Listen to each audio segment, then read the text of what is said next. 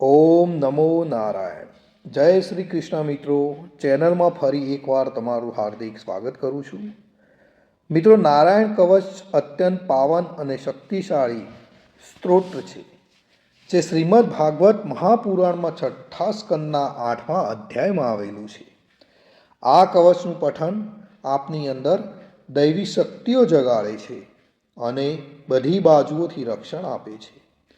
કવચ પાઠ કરતા પહેલાં ભગવાન વિષ્ણુ, નારાયણ, શ્રીહરિ તેમજ સર્વ દેવોને વિશ્વ શાંતિ અને આત્મશુદ્ધિ માટે પ્રાર્થના કરવી શ્રેષ્ઠકર ગણાય છે. તો આપણે આપણા પરિવાર માટે તેમજ વિશ્વ કલ્યાણ માટે શ્રીહરિને પ્રાર્થના કરીશું. પછી આપણે સંપૂર્ણ નારાયણ કવચનો પાઠ કરીશું. પ્રાર્થના. હે પરમ કૃપાળુ પરમાત્મા નારાયણ, અનંત અનાદિ વાસુદેવ, હે જગતના ત્રાતા, ધર્મના રક્ષક, આજે હું આપની શરણ આવી ભય મુક્તિ, શાંતિ અને શુદ્ધિ માટે હું મારા મન, વાણી અને કર્મથી આપની આરાધના કરું છું. હે દયાના સાગર, અમારી ભૂલચૂકને માફ કરી અમારું રક્ષણ કરો. આજનો આ નારાયણ કવચનો પાઠ કેવળ મારા માટે નહીં, પણ સંસારના સર્વ જીવોના કલ્યાણ, શાંતિ અને પરમ શ્રેય માટે હું કરું છું.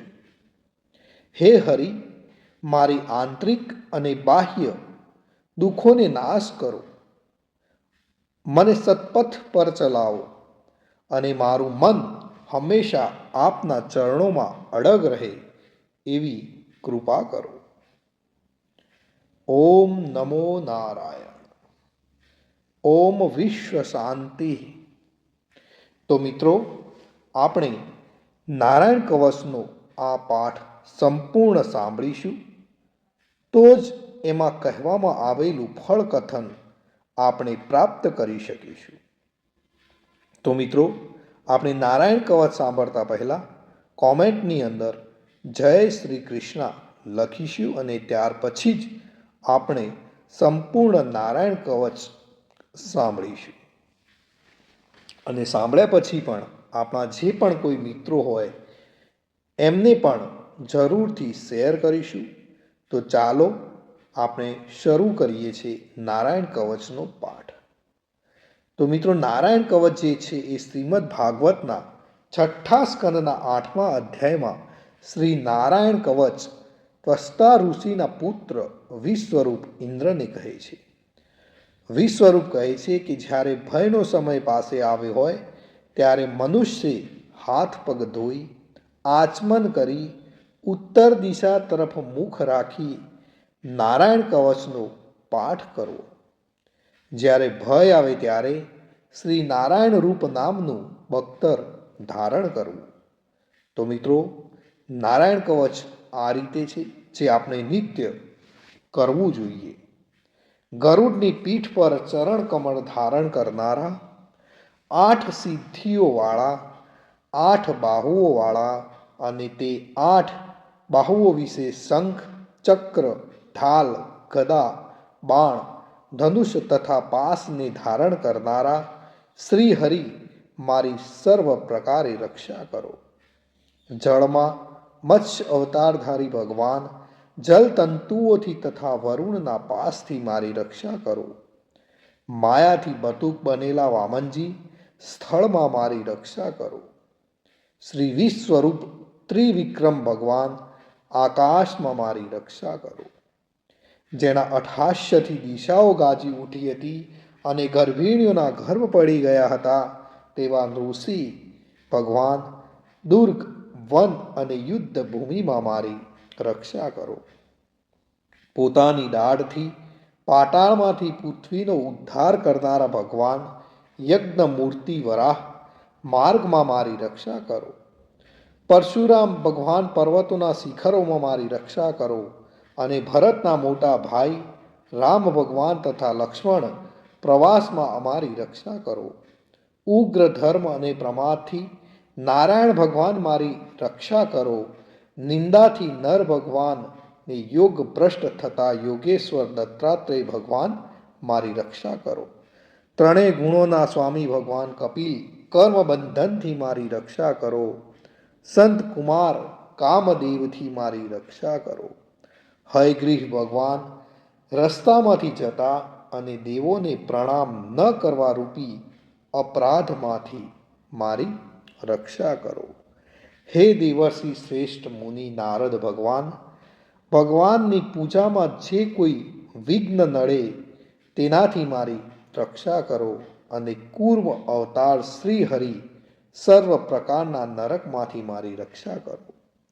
અયોગ્ય ખોરાકથી ભગવાન ધન્વંતરી મારી રક્ષા કરો. જીતેન્દ્રિય ભગવાન ઋષભદેવ કામ ક્રોધ આદિના ભયમાંથી મારી રક્ષા કરો. યજ્ઞાવતારધારી ભગવાન લોક અપવાદથી મારી રક્ષા કરો. બલભદ્ર ભગવાન મનુષ્ય તરફથી થનારા ઉપદ્રવમાંથી મારી રક્ષા કરો. અને ક્રોધાવેશ સર્પગણોથી શેષ ભગવાન મારી રક્ષા કરો. ભગવાન વેદવ્યાસ અજ્ઞાનથી મારી રક્ષા કરો. અને આ પાખંડીઓના ટોળામાંથી ભગવાન બુદ્ધ મારી રક્ષા કરો. ધર્મની રક્ષા કરવા માટે અવતાર લેનાર ભગવાન કલ્કી કાળના મૂળ રૂપ એટલે આ કળિયુગથી મારી રક્ષા કરો. હે કેશવ ભગવાન પ્રભાતમાં ગદાથી મારી રક્ષા કરો. હે વેણુધર ભગવાન ગોવિંદ આ સંકટ કાળમાં મારી રક્ષા કરો. ઉદાત શક્તિ નારાયણ ભગવાન પ્રાહન કાળમાં મારી રક્ષા કરો. અને ચક્રધારી ભગવાન વિષ્ણુ મધ્યાહન કાળમાં મારી રક્ષા કરો. મધુ દૈત્યને મારનારા ઉગ્ર ધનુર્ધારી ભગવાન વિષ્ણુ ત્રીજા પહોરમાં મારી રક્ષા કરો. બ્રહ્મા વિષ્ણુ અને રુદ્ર એ ત્રણ મૂર્તિવાળા ભગવાન માધવ સાયકાળમાં મારી રક્ષા કરો. ઇન્દ્રિયોના સ્વામી ઋષિકેશ ભગવાન પ્રદોષ કાળમાં મારી રક્ષા કરો. પદ્મના ભગવાન કેવળ એક અર્ધરાતથી પહેલાના કાળમાં અને અર્ધરાતે મારી રક્ષા કરો. શ્રી વત્સ સિંહધારી ભગવાન એવા ઈશ શ્રી વિષ્ણુ ભગવાન પાછલી રાતે મારી રક્ષા કરો. તલવારધારી ભગવાન જનાર્દન મળ સકામાં મારી રક્ષા કરો. દામોદર ભગવાન સંપૂર્ણ સંધ્યાઓમાં મારી રક્ષા કરો. કાળમૂર્તિ ભગવાન વિશ્વેશ્વર સૂર્યોદય પહેલાના કાળમાં મારી રક્ષા કરો. હે પ્રલય સમયના અગ્નિ જેવી તીક્ષ્ણ ધારવાળા ચક્ર, જેમ વાયુવાળા અગ્નિથી સૂકું ઘાસ બળીને ભસ્મ થાય તેમ અમારી શત્રુ સેનાને ભસ્મ કરો. હે વ્રજના જેવા તીક્ષ્ણ સ્પર્શવાળા તણખાઓથી ભરેલી ગદા, તમે ભગવાનને પ્રિય છો. તમે કુષ્માંડ યક્ષ રાક્ષસ ભૂત તથા ગ્રહોનો ભૂકો કરી નાખો તથા શત્રુઓના ચૂરે ચૂરા કરી નાખો. હે પંચજન્ય શંખરાજ શ્રી કૃષ્ણ ભગવાન તમને ફૂંકીને ભયંકર શબ્દ કરે છે અને તેનાથી શત્રુઓના હૃદય કંપે છે. હે પંચજન્ય શંખરાજ તમે રાક્ષસો પ્રમથો પ્રેતગણ માતૃકાગણ પિચાસ બ્રહ્મ રાક્ષસ તથા બીજા ઘોર દ્રષ્ટિવાળાઓને નસાડી મૂકો. હે તીક્ષ્ણ ધારવાળી તલવાર તમે ભગવાનના હસ્ત દ્વારા પ્રેરાઈને મારા શત્રુઓના સૈન્યને કાપી નાખો. હે સેંકડો ચંદ્ર જેવા મંડળ સમાન ઢાળ તમે શત્રુઓની આંખોને ઢાંકી દો તથા પાપી નજરવાળાઓની પાપ દ્રષ્ટિને હરી લો. અમને ગ્રહોથી કેતુઓથી મનુષ્યોથી સર્પોથી અને દાઢવાળા પ્રાણીઓથી તથા પાપોથી જે ભય થાય છે તે સૌ તથા જેઓ અમારા સુખમાં વિઘ્ન કરનાર છે તે સર્વે ભયો ભગવાનના નામરૂપ અસ્ત્રના કીર્તનથી જ તુરત જ નાશ પામો. વૈદિક સ્ત્રોતોથી સ્તુતિ કરાયેલા વેદમય તથા સમર્થ ગરુડ ભગવાન સર્વ સંકટોમાં મારી રક્ષા કરો તથા વિશ્વસેન ભગવાન પણ પોતાના નામો લેવા વડે સર્વ સંકટોમાંથી મારી રક્ષા કરો. શ્રી હરિના નામ રૂપ વાહન અને આયુધો સર્વ દુઃખોમાંથી અમારી રક્ષા કરો. ભગવાનના મુખ્ય પાર્ષદો અમારી બુદ્ધિ, ઇન્દ્રિય, મન તથા પ્રાણની રક્ષા કરો. આ સાકાર નિરાકાર જે કંઈ જગત છે સર્વ ભગવાનનું જ સ્વરૂપ છે.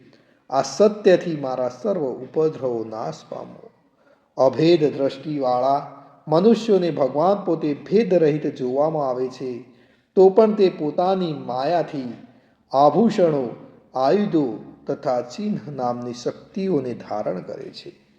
તે સત્ય પ્રમાણ વડે જ સર્વજ્ઞ તથા સર્વવ્યાપક ભગવાન શ્રીહરિ સર્વ પ્રકારના રૂપો વડે સર્વદા અમારી રક્ષા કરો. શ્રી નૃસિંહ નામના ઉચ્ચારણથી જ જળ, વાયુ, અગ્નિ આદિનો પ્રભાવ પોતાના તેજથી દૂર કર્યો છે. એવા લોકના ભયને દૂર કરનાર ભગવાન નૃસિંહ સર્વત્ર ચારો તરફ મારી અને મારા પરિવારની રક્ષા કરો. મિત્રો, આ નારાયણ કવચ કરવાથી આપણને શું ફળ મળે એનું ફળ કથન પણ વિશ્વરૂપ કહે છે. હે ઇન્દ્ર, આ નારાયણ કવચ તમારી આગળ કહ્યું જે ધારણ કરવાથી તમે શ્રમ વિના અસુરોના અધિપતિઓને જીતશો. આ નારાયણ કવચને ધારણ કરનારો મનુષ્ય નેત્રથી જેના તરફ જુએ અથવા તો પગ વડે જેને જેને અડકે તે તુરત જ બધા જ ભયમાંથી છૂટે છે. આ કવચ ભણનાર પુરુષને કોઈ દિવસ રાજાઓ તરફથી, ચોર તરફથી, ગ્રહો થકી, વ્યાઘ્ર આદિ તરફથી બીજા કોઈ જ પ્રકારનો ભય રહેતો નથી અને એ હંમેશા નિર્ભય બને છે. તો મિત્રો, આ હતું આપણું રક્ષા કરનારું નારાયણ કવચ. ભગવાન સર્વની રક્ષા કરે એવી જ મારી પ્રાર્થના છે. અને મિત્રો, તમે જો આ નારાયણ કવચ સંપૂર્ણ સાંભળ્યું હોય તો કોમેન્ટની અંદર જય શ્રી કૃષ્ણ લખવાનું ભૂલશો નહીં. જય શ્રી કૃષ્ણ, જય શ્રી કૃષ્ણ, જય શ્રી કૃષ્ણ. ઓમ નમો નારાયણ.